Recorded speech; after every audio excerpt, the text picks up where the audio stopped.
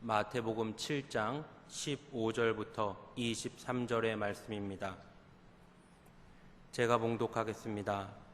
거짓 선지자들을 삼가라. 양의 옷을 입고 너희에게 나아오나 속에는 노략질하는 일이라. 그들의 열매로 그들을 알지니 가시나무에서 포도를 또는 엉겅퀴에서 무화과를 따겠느냐.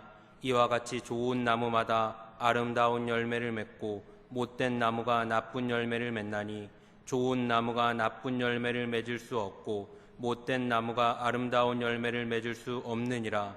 아름다운 열매를 맺지 아니하는 나무마다 찍혀 불에 던져지느니라.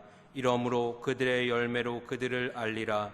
나더러 주여 주여 하는 자마다 다 천국에 들어갈 것이 아니요 다만 하늘에 계신 내 아버지의 뜻대로 행하는 자라야 들어가리라.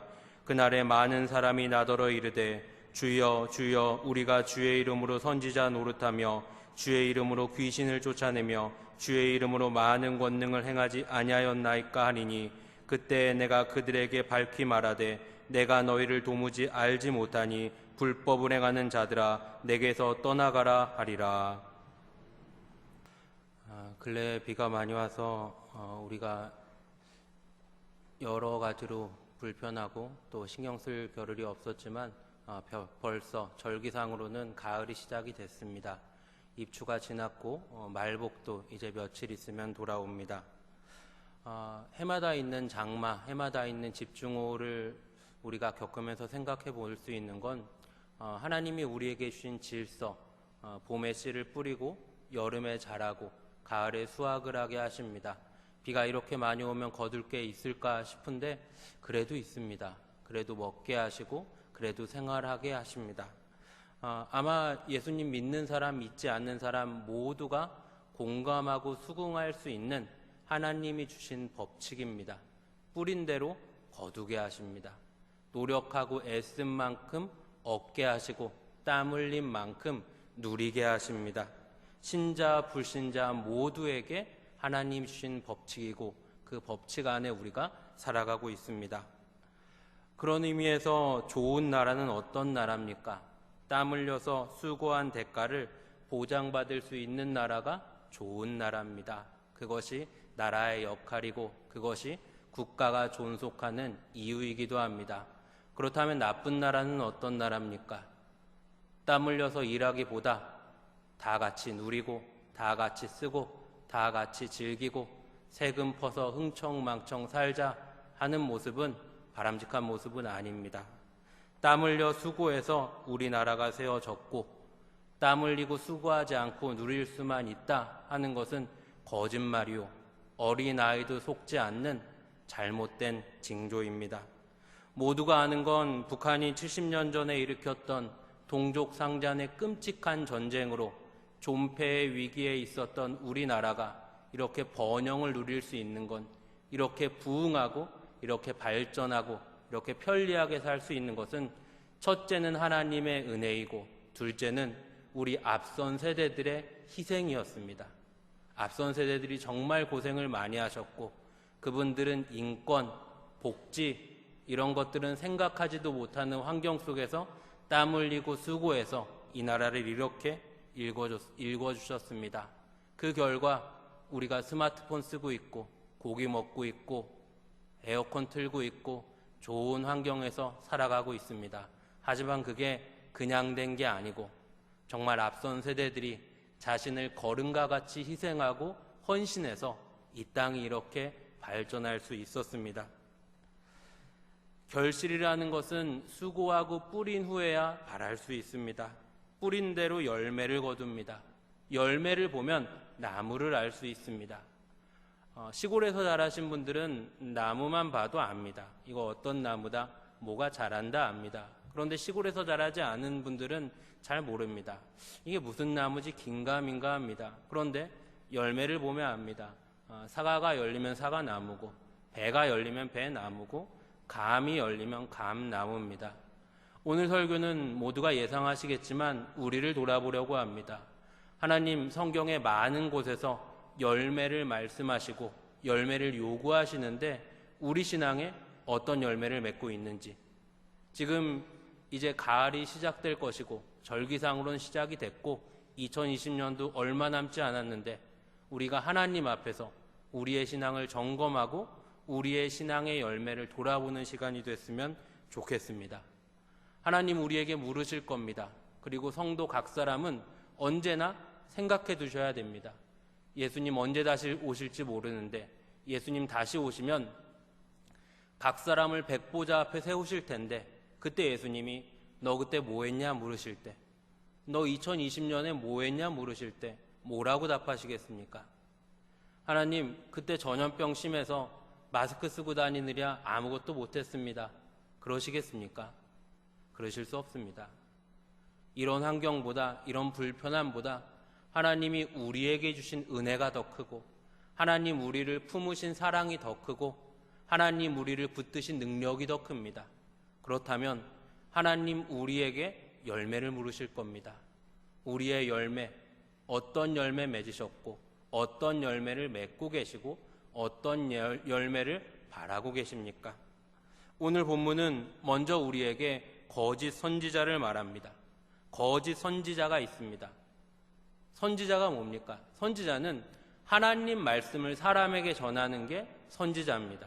제사장이랑 반대죠. 제사장은 사람의 말, 사람의 제사, 사람의 예배를 하나님 앞에 올려드리는 게 제사장이고, 하나님의 뜻을 사람에게 알리는 게 선지자가 됩니다. 그런데 거짓 선지자가 있다는 겁니다. 간단하게 생각할 수 있는 건 이단 사이비 집단들은, 이단 사이비 집단의 수장들은 거짓 선지자가 맞습니다. 거짓 선지자인 게 확실하고, 또 우리가 확실히 구분할 수 있는 건 하나님 우리에게 66권의 성경을 주셨고, 건강한 교회들이 그래도 아직까지 복음을 수호하고 진리의 말씀을 지키게 하셨고, 또 우리나라에 정말 이것도 하나님의 섭리라고 생각이 되는데, 나라를 흔드는 여러 굵직굵직한 사건 사고들마다 이단 사이비 단체들이 연루가 됐습니다. 그렇죠? 참 이것도 하나님의 섭리입니다. 그러면서 예수님 믿는 사람 안 믿는 사람 모두가, 그들은 문제가 있는 집단이고 그들은 사이비이고 그들은 기독교 신앙을 떠나서 가정과 국가를 해치는 단체다라는 걸 알고 있습니다. 1차적으로 쉽게 생각한다면 이단 사이비 집단들이 거짓 선지자입니다. 그런데 우리가 더 심각하게 민감하게 이런 시기에 조심해야 하는, 경각심을 가져야 하는 이단 사이비 집단, 아니 거짓 선지자는 무엇입니까? 진리의 복음을 왜곡하는 겁니다. 한치의 양보도 할 수 없는 하나님의 말씀을 희석시키는 겁니다. 그러면서 복음이 복음이 되지 못하고 하나님의 말씀이 하나님의 말씀이 되지 못하게 합니다. 교회 안에, 기독교 안에 그럴싸한 이름들을 갖고 침투합니다. 교회 연합운동, 열린 예배, 다원주의, 이런 그럴싸한 말들을 갖고 들어와서 진리의 말씀을, 생명의 복음을 세상의 사고, 세상의 문화랑 섞어 놓습니다. 인본주의, 도덕주의, 세속주의, 이런 사상으로 뒤섞어 나서 복음이 되지 못하게 합니다. 진리가 진리가 되지 못하게 합니다. 그럴싸한 말, 괜찮은 말을 말하는데 정작 복음은 찾아볼 수 없게 만들어버리는 겁니다. 오늘 말씀은 첫째로 먼저 거짓 선지자가 있다 말씀을 하시고, 그리고 나서 열매에 대해서 말씀하십니다. 열매를 바라냐? 먼저 조심해야 될 건 거짓 선지자다.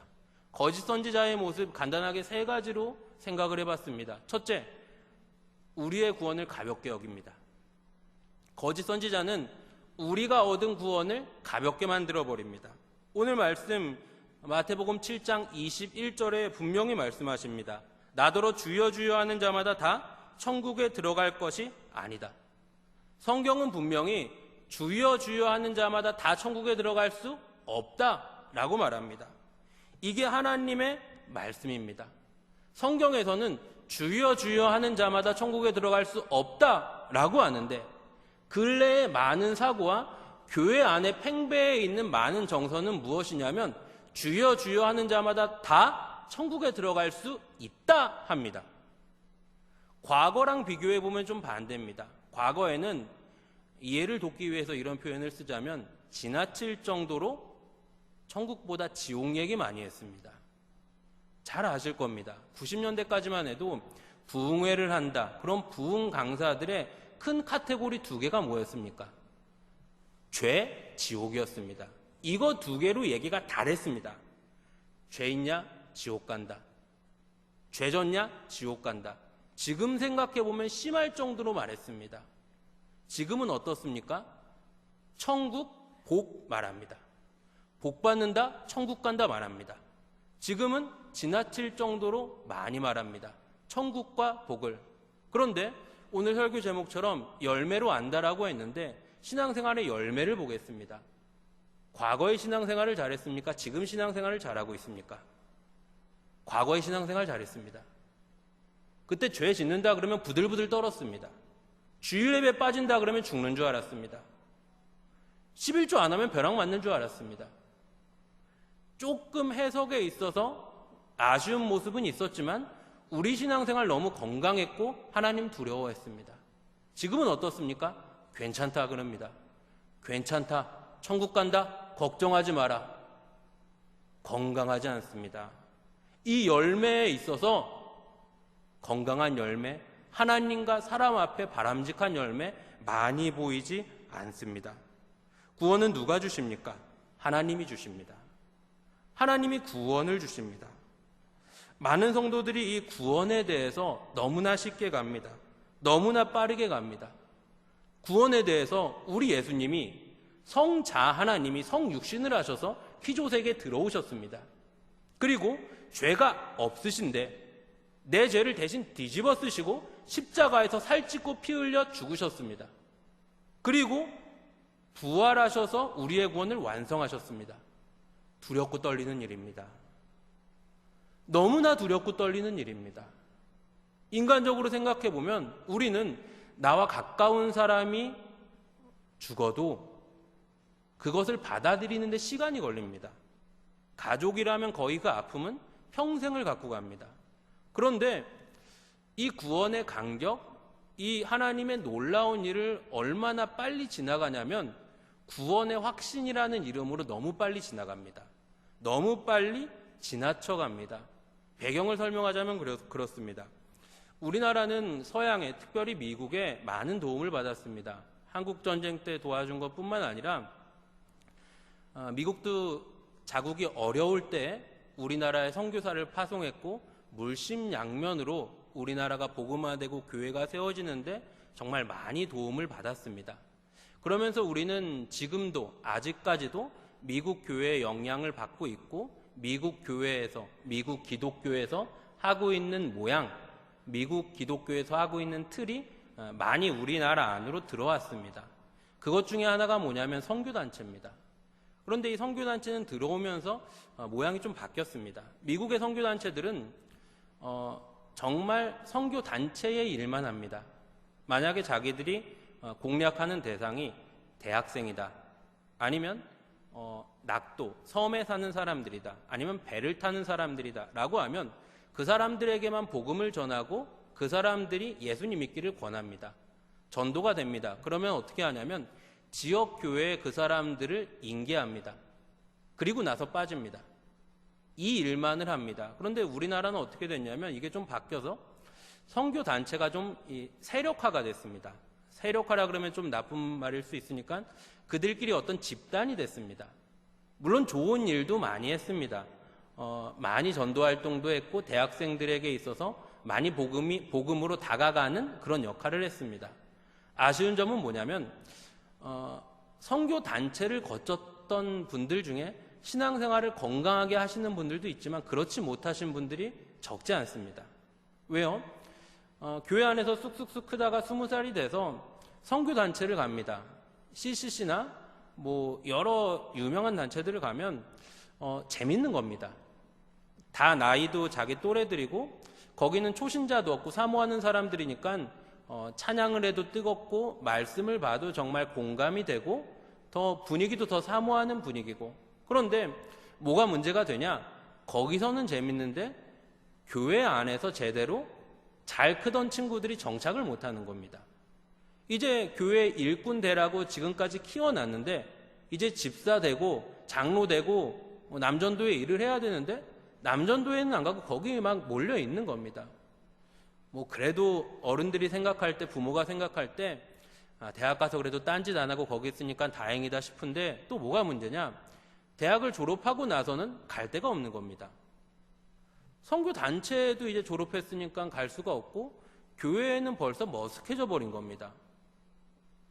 어중이 떠중이가 안 돼 버리니까 신앙생활에 많이 손해를 본 친구들이 적지 않게 있습니다. 그런데 그런 선교 단체들에서 가장 아쉬웠던 점은 뭐냐? 전도의 방법이었습니다.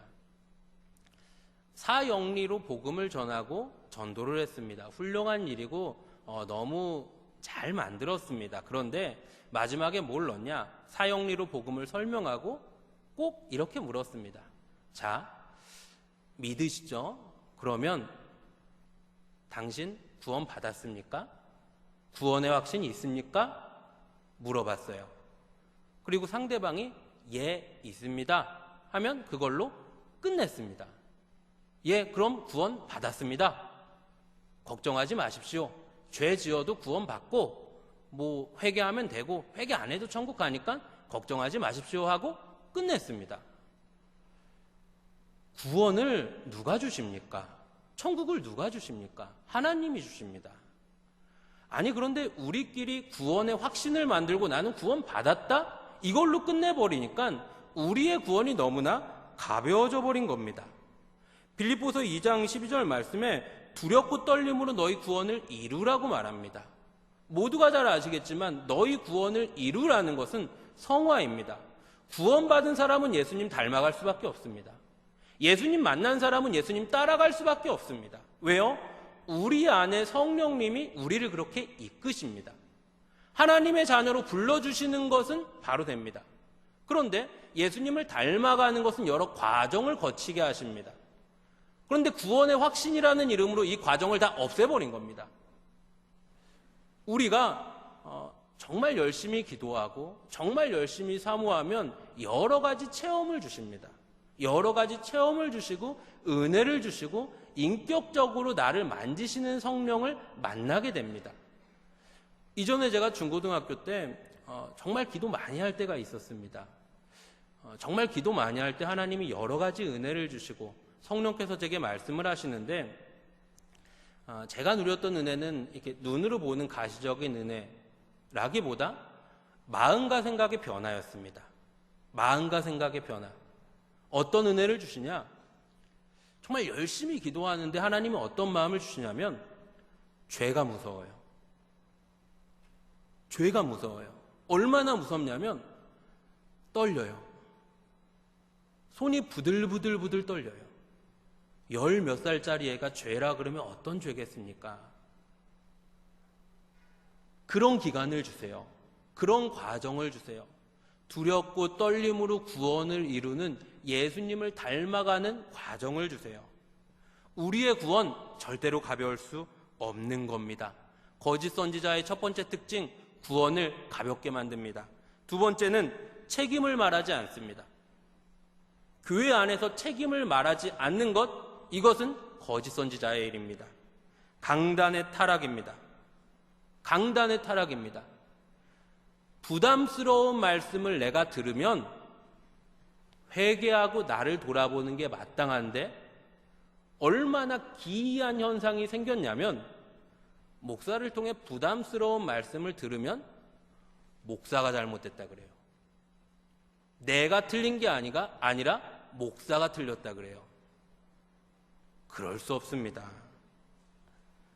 복음은, 하나님의 말씀은 위로와 격려도 해주시지만 위로와 격려만 해줄 수는 없는 겁니다. 교회 안에서 괜찮습니다, 잘하고 있습니다가 필요하지만 진리라는 것은 변하지 않는 겁니다. 기준이라는 것은 타협할 수 없는 겁니다. 그렇다면 세상이 기준을 벗어나서 간다면, 성도가 기준을 비껴간다면 제대로 된 기준을 제시해야 됩니다. 우리 안에, 우리의 모습 안에 교회 안에서 위로를 기대할 수 있습니다. 마땅합니다. 그러나 교훈과 책망과 바르게 하시는 것은 이 땅에 오직 하나님의 말씀밖에 없습니다. 그렇다면 말씀으로 나를 점검하고 말씀으로 나를 회개하고 말씀으로 내 자신을 다잡아서 정말로 책임을 말하는 교회, 실천을 말하는 교회, 죄를 말하는 교회, 그것이 감사요, 그것이 기쁨이요, 그것이 하나님이 내게 주신 복이라는 것을 아셔야 됩니다. 우리 주님 우리에게 분명히 말씀하십니다. 세상에서 너희가 환난을 당할 거다. 세상에서 너희가 환난을 당할 거다. 그러나 담대해라. 담대해라. 환난을 당할 거다. 세상이 너희를 반기지 않을 거다. 세상이 너희를 공감하지 않을 거다. 너희는 좁고 협착한 길을 갈 거다 말씀하십니다. 도덕과 선행보다 복음이 먼저 되고 사람들의 공감보다 하나님의 말씀이 먼저 됩니다. 신앙생활을 하는데 교회가 그리고 먼저 믿은 재직들이 서로 부담 주지 말자, 불편한 말 하지 말자 하는 모습, 성경적인 모습 아닌 겁니다. 기독교 신앙은, 복음은, 하나님의 말씀은 부담입니다. 불편함입니다. 왜 부담이 안 됩니까? 왜 불편하지 않습니까? 성경에 나와 있는 모든 사람들이 그렇게 하나님을 믿었습니다. 그런데 불편하면 안 들으려고 합니다. 부담스러우면 도망가려고 합니다. 그럴 수 없습니다. 우리 예수님이 그러셨습니까? 사도 바울이 그랬습니까? 제자들이 그랬습니까? 구약의 하나님의 사람들이 그랬습니까? 그들이 어떻게 하나님을 섬겼습니까? 부담스러웠습니다. 불편했습니다. 성경을 볼 때 우리의 마음에 어떤 마음이 들어야 됩니까? 불편하고 부담스러운 마음에 연속되는 도전입니다. 볼 때마다 부담이 됩니다. 볼 때마다 불편합니다. 왜요? 이걸 내가 해야 되니까. 베드로를 봤는데 배와 그물을 버려두고 예수를 쫓았다. 어떻게 그럴 수가 있지? 스데반 집사는 돌에 맞아 죽었다. 심지어 나도 집사인데. 조금씩 우리 안에 도전으로 다가오고 적용이 돼야 건강한 겁니다.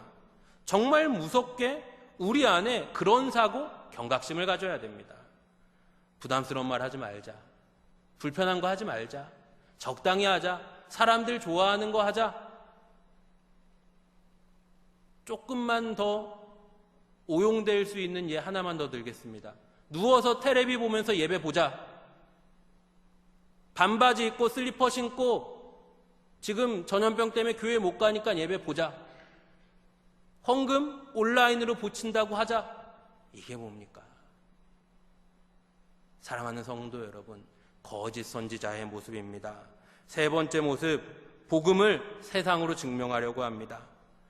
복음을 세상으로 증명하려고 합니다. 하나님의 말씀을, 성도의 믿음을 세상에서 증명을 받으려고 합니다. 이것도 거짓 선지자의 모습입니다. 가끔 뉴스를 보면, 아니 요새는 자주 나오죠. 뉴스를 보면 교회 얘기가 나옵니다. 교회 얘기가 나오는데 대부분 안 좋은 얘기 나오고 가끔 좋은 얘기 나옵니다. 그런데 저는 안 좋은 얘기 나올 때도 공감이 안 되고 좋은 얘기 나올 때도 공감은 안 됩니다. 안 좋은 얘기를 하는데 주로 무슨 얘기 아냐? 어떤 교회가 돈을 얼마 들여서 예배당을 지었다. 안 믿는 사람들이 그거 갖고 막 욕을 합니다. 아니 왜 욕을 해요? 자기들이 돈 냈습니까? 어떤 교회가 교회 안에서 공동회의를 해서 어떤 결정을 했다. 또 욕을 해요. 자기가 그 교회 다닙니까? 왜 욕을 하는 거예요? 칭찬을 하면 어떻습니까? 교회가 수재민독기 성금 많이 냈다. 그것도 별로 관심 없죠. 그런데 성도들은 어떤 데 혹하냐면 우리가 좋은 일 하니까 세상도 관심 보이고 사람들이 공감을 가지니까 우리가 좀 더 해서 교회를 알리고 복음을 전하고 전도를 합시다. 좋은 방법이고 전도의 한 가지 방법이 될 수는 있습니다. 그런데 자꾸 우리 복음을, 우리 믿음을 거기에서만 증명하려고 해서는 안 됩니다. 세상이 욕을 해도 필요한 일은 해야 되고 세상이 칭찬을 해도 뭐 별로 거기서 우리가 흔들릴 필요는 없는 겁니다. 믿음은 세상으로 증명할 수가 없습니다. 이건 이단들이 많이 쓰는 방법입니다. 자기들의 믿음, 그 사람들이 믿음이라고 말하는 것들, 그 사람들이 신앙으로 말하는 것들을 세상에서 공감을 받으면서 접근을 하려고 합니다. 근데 거기에 무지하게 예수를 믿는 사람들까지도 흔들리는 모습이 있는 겁니다. 대표적으로 어떤 거냐면 사도행전 말씀입니다. 사도행전 2장 47절 말씀에 주께서 구원받는 사람을 날마다 더하게 하시니라 라는 말씀이 있어요. 그럼 이단 집단들이 어떻게 하냐면, 자, 이거 봐라.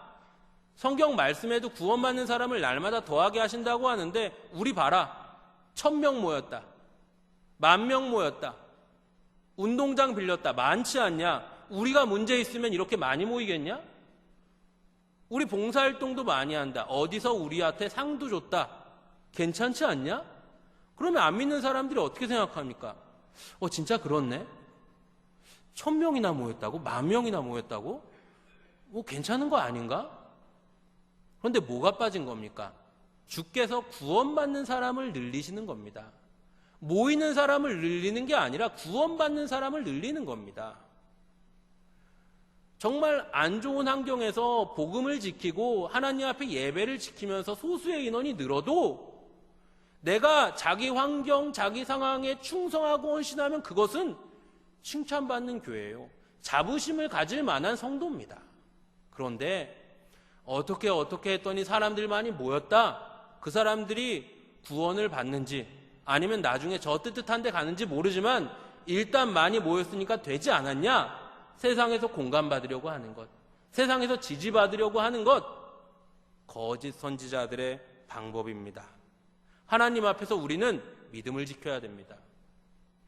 세상 앞에서 공감을 받고 사람들한테 지지받는 게 아니라 하나님 앞에서 믿음을 지켜야 됩니다. 지금은 변명하고 핑계하기 너무 좋죠. 합리화하기 너무 좋죠. 타협하기 너무 좋죠. 하나님 지금 전염병 때문에 못합니다. 하나님 지금 힘들어서 못합니다. 하나님 지금 예배 나온 것도 대단한 겁니다. 성경의 역사 속에 수월할 때가 있었습니까? 예수님 언제 오셨습니까? 초대교회의 환경은 어땠습니까? 어려울 때였습니다. 어려울 때였습니다. 언제 우리가 상황 따라 환경 따라 예수 믿었고 언제 우리가 상황 따라 환경 따라 신앙생활 했습니까? 우리 하나님이 상황과 환경에 구애받지 않으시고 일을 하십니다. 주님의 몸된 교회를 주님이 지키시고 주님이 일을 하십니다. 한 번씩 여러 가지 이야기를 듣는데 저번엔 제 친구가 저한테 그런 얘기를 해요. 야, 넌 설교를 하면 이게 뭐 욕만 안 했지 왜 이렇게 뭐라고만 하냐. 그래서 그 얘기를 듣고 저도 한번 봤습니다. 조금 마음이 좀 편하지는 않더라고요. 보면서 왜 그럴까? 내가 성격이 안 좋나? 그것도 일리는 있죠. 그런데 어떤 생각이 드냐? 하나님이 정말 저를 발람의 나귀 새끼처럼 쓰시는 것 같습니다. 보잘것없고 내놓을 것 없고 고등학교 4년 다니고 아버지 빨리 돌아가시고 교회 그렇게 오래 다녀도 노래도 못하는 저를 발람의 나귀 새끼처럼 쓰시는 것 같아요. 나귀 새끼를 타고 불순종하려고 도망가려고 하지만 그 못난 나귀가 하나님의 사람을 구하려고 하나님이 입을 여시지 않습니까? 그 못난 나귀가 하나님 사랑하시는 사람 그 발람을 옳은 길로 인도하려고 입을 열지 않습니까? 사랑하는 여러분, 거짓 선지자 너무 많습니다. 너무 많아요. 이때 우리는 무엇을 해야 됩니까? 열매 맺어야 됩니다. 오늘 본문에서 열매 맺는 나무를 말씀하십니다. 우리 신앙생활에서 열매 맺는 나무 하면 뭐가 떠오르십니까? 교회 오래 다니면 떠오르는 건 30배, 60배, 100배입니다. 결실입니다. 이건 뭐 좋은 모습인데 우리 국민 정서가 좀 열심히 있고 부지런합니다. 그래서 많이 열매 맺고 싶고 하나님 앞에 많이 드리고 싶습니다. 더 잘하고 싶습니다. 더 많이 드리고 싶습니다. 그런데 열매보다 더 중요한 건 뭐냐? 열매보다 하나님이 더 관심을 가지시는 건 뭐냐? 나무입니다. 나무예요. 열매는 수확은 하나님이 알아서 맺으시고 우리 나무를 돌보는 걸 하나님이 우리에게 맡기십니다. 우리는 정말 내 열심을 갖고 하나님 앞에 많이 드리고 싶습니다. 충성하고 싶습니다. 필요하시면 정말 순교해서 드리고 싶습니다. 교회 안에서 직분을 맡으면 정말 더 잘하고 싶은 마음이 어떻습니까? 이전에 맡았던 사람보다 더 잘하고 싶습니다. 더 많이 드리고 싶습니다. 그래서 교회에서 무슨 장을 맡으면 조금 과장하면 이 스트레스가 어느 정도냐면 거의 역류성 식도염 걸립니다. 무슨 말 듣는 것도 참고 좀 사람들 관계에 꼬인 것도 참고 더 많이 해서 드리고 싶고 할 수 있다면 다른 사람들에게 인정도 받고 싶고 하지만 하나님 앞에 서니까 더 열심을 내고 싶습니다. 열매 30배 드려야 된다, 60배 드려야 된다, 100배 드려야 된다. 그것보다 나무를 돌아봐야 됩니다. 하나님 우리에게 주시는, 우리에게 말씀하시는, 우리에게 요구하시는 열매가 본질적으로는 성과와 업적보다, 기억하십시오, 성과와 업적보다 인격의 열매입니다. 방향성의 열매입니다. 갈라디아서 5장 말씀에 우리가 잘 알고 있는 사랑과 희락과 화평과 자비와 양성과 충성과 오래 참음과 온유와 절제, 인격의 열매를 요구하십니다. 우리는 그저 좋은 나무가 되면 됩니다. 그런데 어떻게 생각해 보면 이게 더 어렵습니다. 부모와 자녀 같은 겁니다. 자녀가 좀 컸습니다. 좀 커서 이제 아버지한테 말하는 겁니다. 아버지, 제가 아르바이트해서 아버지 양복 한벌 해드릴게요. 아빠가 뭐라 그럽니까? 야, 공부나 열심히 해. 공부 열심히 하는데 너 테레비 볼 때 가까이서 보지 말고 눈 나빠지니까 신발 신을 때 꾸겨 신지 말고 밥 먹을 때 쩝쩝거리지 말고 어른 보면 일어서서 인사하고 밥 먹고 밥을 좀 남았을 때 그 시끄럽게 긁어 먹지 말고 그건 거지나 그러는 거니까 그렇다고 또 남기지는 말고 그거는 사치니까 이게 뭡니까? 차라리 양복 한 벌 해드리는 게 낫습니다. 따라다니면서 잔소리를 해요. 하나님 우리에게 뭘 말씀하십니까? 하나님 우리에게 무엇을 요구하십니까? 자녀되라고 하십니다. 나를 닮으라고 하십니다. 예수님 닮으라고 하십니다. 양복 안 해줘도 되니까 너 나 닮아라. 나 닮아라. 말씀을 지키고 기도하면서 예수님 닮아가야 됩니다. 열매는 그럼 안 중요합니까? 중요합니다. 우리 신앙을 점검할 수 있는 척도 열매가 됩니다. 열매로 성과와 업적을 말하는 게 아니라 건강하게 신앙생활하고 있는지 점검하는 겁니다. 애가 학교에서 시험 봤는데 100점 받아왔습니다. 그럼 부모가 애를 보고 얘가 100점 맞았으니까 이제 우리 집은 부귀영화를 누릴 수 있다 이런 거 기대합니까? 그렇지 않습니다. 얘가 이번 학기 성실하고 부지런하게 학교 생활했구나? 그걸 보는 겁니다. 하나님, 우리가 하나님 앞에 열심을 내는 모습, 그거 보고 우리에게 무슨 좀 옛날 표현으로 하면 앵벌이 시키시겠습니까? 껌 팔아오라 그러시겠습니까? 아닙니다. 하나님, 우리는 점점 죄와 사망에서 멀어지고 예수님 닮겠습니다. 노력하고 있고 애쓰고 있습니다. 그 모습 원하시는 겁니다. 세 번째로 중요한 건 우리가 하나님 앞에 열매를 드리는데 이 열매, 정말 열매를 구분할 줄 알아야 합니다. 많이 빠지는 함정이 있는데 꽃이 있고 열매가 있습니다. 꽃이 있고 열매가 있어요. 어느 정도 짐작이 되실 겁니다. 열매는 꽃을 펴야 열매를 거둡니다. 꽃만으로도 너무 아름답고 화사하고 꽃향기가 납니다. 그것만으로도 좋습니다. 그런데 꽃으로만 만족할 수는 없습니다. 열매 맺기 위해서 꽃이 피는 겁니다. 그렇지 않습니까? 열매 맺기 위해서 꽃이 피는 겁니다. 우리 신앙생활에 우리를 돌아보면, 나를 돌아보면 꽃과 같이 아름답고 향내나는 모습들이 분명히 적지 않게 있습니다. 예수님 믿은 지 1년 지나고 3년 지나고 5년 지나면 꽃과 같이 아름다운 모습, 괜찮은 모습 적지 않게 있습니다. 그런데 이걸 칼로 무자르듯이 딱 구분하기는 어렵지만 각자의 처지와 환경이 다르니까 그렇게 구분하기는 어렵지만 분명히 아셔야 할 건 내가 예배에 참석한다, 직분을 맡는다, 하나님의 은혜를 누린다 하는 대부분의 모습들은 꽃입니다. 조금 더 쉽게 말씀드리면 하나님이 내게 주신 은혜입니다. 아름답게 꽃을 피워서 하나님이 우리에게 은혜를 주셔서 이제 열매를 맺어야 됩니다. 열매를 맺어야 됩니다. 그렇다면 무엇이 열매입니까? 내가 그 은혜를 나눠주는 겁니다. 내가 그 은혜로 인내하는 겁니다. 내가 그 은혜로 전도하는 겁니다. 내가 그 은혜로 사랑하는 겁니다. 내가 그 은혜로 하나님 기뻐하시는 일들을 실천해내는 겁니다. 사랑하는 성도 여러분, 어려운 때입니다. 어려운 때인 게 맞습니다. 그러나 우리가 차근차근 하나하나 열매 맺으려 애쓸 때 세상은 우리의 다름을 봅니다. 초대교회 성도들은 예수님 안 믿는 사람, 예수님 모르는 사람에게 무슨 말을 들었냐면 안디옥 교회 성도들을 보고 주변 사람들이 그리스도인이라는 표현을 씁니다. 그리스도인. 이때 그리스도인이라는 표현은 긍정도 부정도 아닙니다. 우리가 생각할 땐 대단한 긍정이죠. 그런데 초대교회 그 시대에는 당대 살던 사람들 중에 상당 부분이 예수님을 직접 눈으로 봤습니다. 자기 귀로 예수님 음성을 들었어요.